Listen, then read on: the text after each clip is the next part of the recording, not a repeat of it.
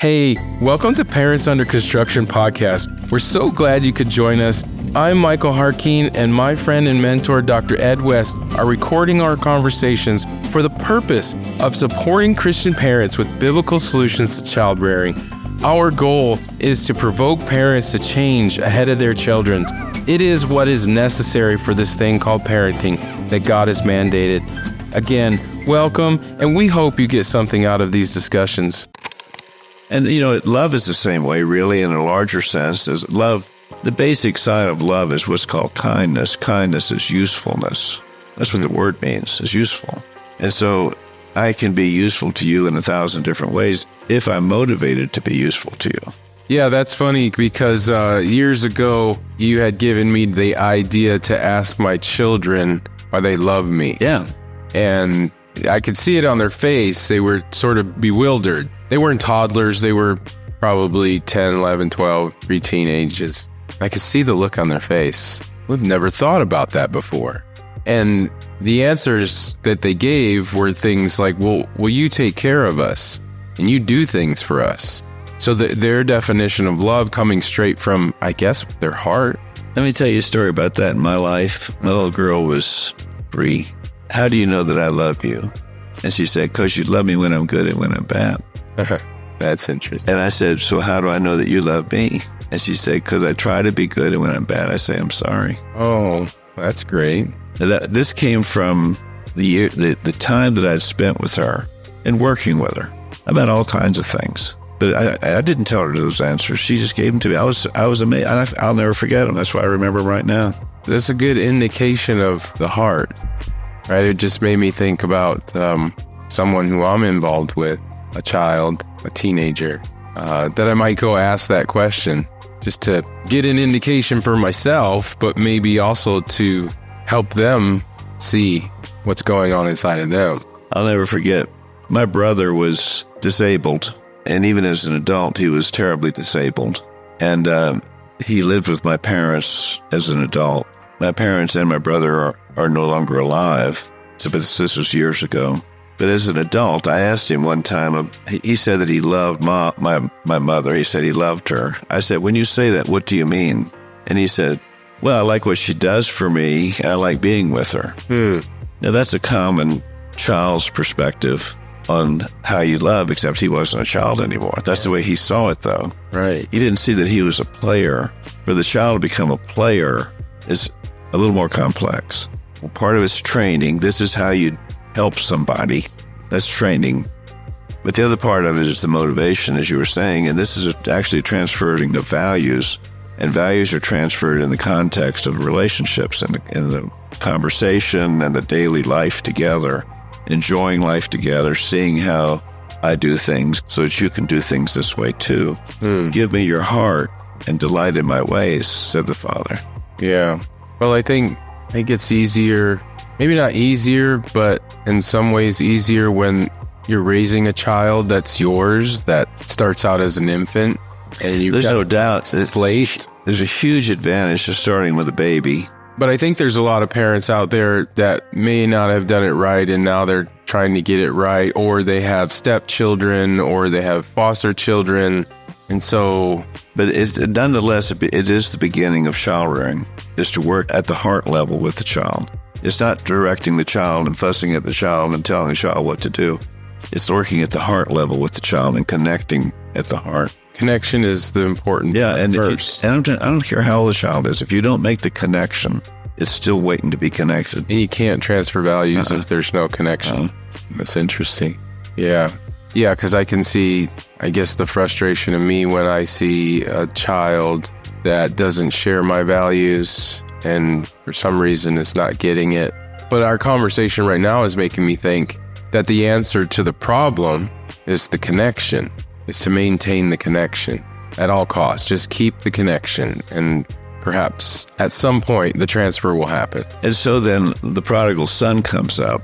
As the connection was broken. It wasn't the father that broke it. It was the son that broke the connection. The son puts his hand up and says, I'm through. And the father permits the son to find out the experience of life without me. And the son says, I'm good with that. And he leaves. There's not a big lecture in this one. There's not a lot of drama in this one. It just had to happen. And the father permitted it for the child to go away.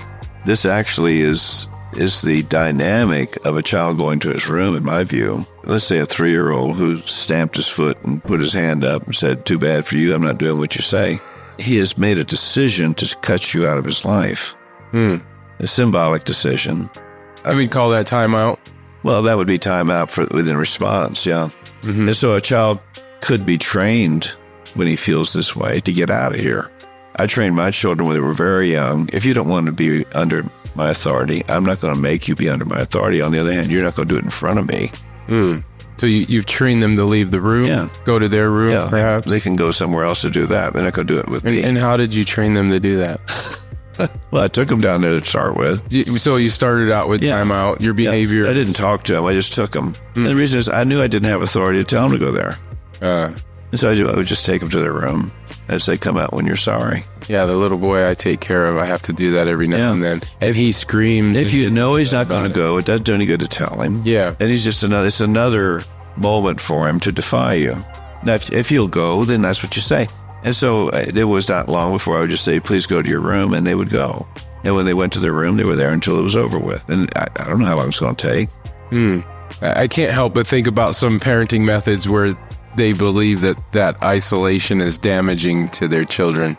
Well, that's possible. But I think that abandonment, I think, is what they call it, that it could cause abandonment issues. I would just have to say that the model for this is the Bible. That isolation is the Lord's way of dealing with us when we are against him. He doesn't hammer us. I think as Christians that we know that when sin is in our lives, when we're actively, in sin, or we're putting up walls between us and God, and God feels further and further away. But it's us doing it. The connection's gone. Yeah, it's us that are doing it. Right. It's not him. And so when we're through with our little trouble here, if we're trained, we know how to come back. The prodigal knew he could come back. Yeah. And a child has to know, I can come back. I know who that person is because I know him so well. I know that person will take me back. Yeah. And that's what's called faith. Yeah. I'm sure of it. Yeah. If I go back, I'll be received. And that's what the prodigal said. He said, I could be in my father's house. I don't have to be here. Yeah. And he's got up and went. Yeah. And the father, sure enough, was there waiting for him. And then when he came back, by the way, the father didn't hammer him. He didn't fuss at him. He didn't take him to the woodshed. He just said, I'm just glad to see you again. I've missed you. Yeah. It reminds me of my father. My father was like that. It's probably why I like to say that I'm a pretty forgiving guy. That if anyone was to apologize to me for doing something against me, that I would quickly forgive. And I think I get that from my father. And this is a huge teaching for children. I'm talking about very early teaching. Right, so he taught me that. Oh, yeah. And that's why I have the value myself now. A 2 or 3 year old child who learns I can be forgiven, learns the sense of relief and even the sense of joy of restoration is the incentive to come back. Yeah, I've had my kid tell me that. Yeah. I've had my kid tell me that I really love that I can come here and we can fix this. Because the leaving is a heart problem and the coming back is the solution for the heart problem. Well, it's in the heart, I think. That coming back is in the heart. It is. The longing. It's a longing in the heart. And the longing is there because of the history that we have together. Right, that the forgiveness was there before. I know I can come back and get it again. But if there's not the relationship before the break, there's no incentive to come back. Yeah. And so then a parent who's not investing in the child's life doesn't have this advantage in isolation of the child's longing to restore. So the parent's heart has to be for the child's heart. Well, that's how it starts, yeah. Makes me think about is it the last verse in Malachi? Yeah. Can you quote it? I will send my prophet Elijah, and he will return the hearts of the fathers to the children and the hearts of the children to the fathers. So that's it. Yeah. That's really it. It's having this, that this is a part of your value. Your value as a parent is to have your heart connected to your child's heart. And that can't be done without a relationship. No. Yeah. relationships are so important. And I've seen that in my own children and children I work with. I think people are amazed. Other parents are amazed how their children are attracted to me. There's something about children. It's, even though foolishness is caught up in their heart and they're brand new, and like the scripture says, we enter into the world with sin. They're so undefiled. They're innocent. You can be your complete self with them. Unlike sometimes when we get around other adults because of our past history with other people, we often guard ourselves. With children, you don't have to do that. And they don't do that either. They're just completely wide open themselves. And going back to parents being amazed at how well I connect with their children, my answer to it is I just do whatever they want to do. And so this is actually how it starts with babies, is babies basically have nothing going for them. All they can do is make it known that I'm not happy right now. Mm-hmm. And the mother has to figure out what's going on. The mother responds, the mother responds, the mother responds. The baby's not doing anything. The baby's just complaining.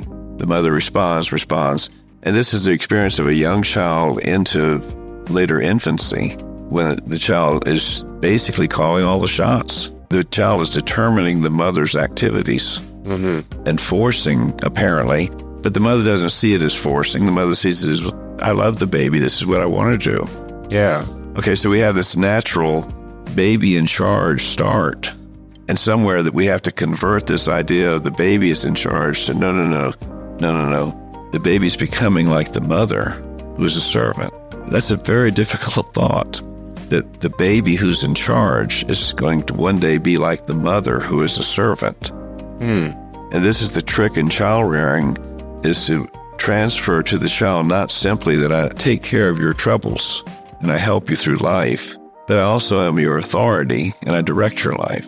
The baby can't respond to direction, doesn't understand authority, doesn't understand words, command, and has no self-control. And so none of these things are going to be a part of life for a newborn or for a 2-month-old or a 6-month-old. But somewhere along the way, these things become possible. And now the parent becomes a teacher. Besides the nurturer and the provider, the parent's the teacher. The parent has teaching to do now, and it's a fairly systematic teaching that a parent has to do, of teaching about authority and how authority works, and about command, how command works, about language and how language communicates and informs, and then about practicing self-control. When you get into practicing self-control is when you start literally getting into what are called manners, which is behaving properly.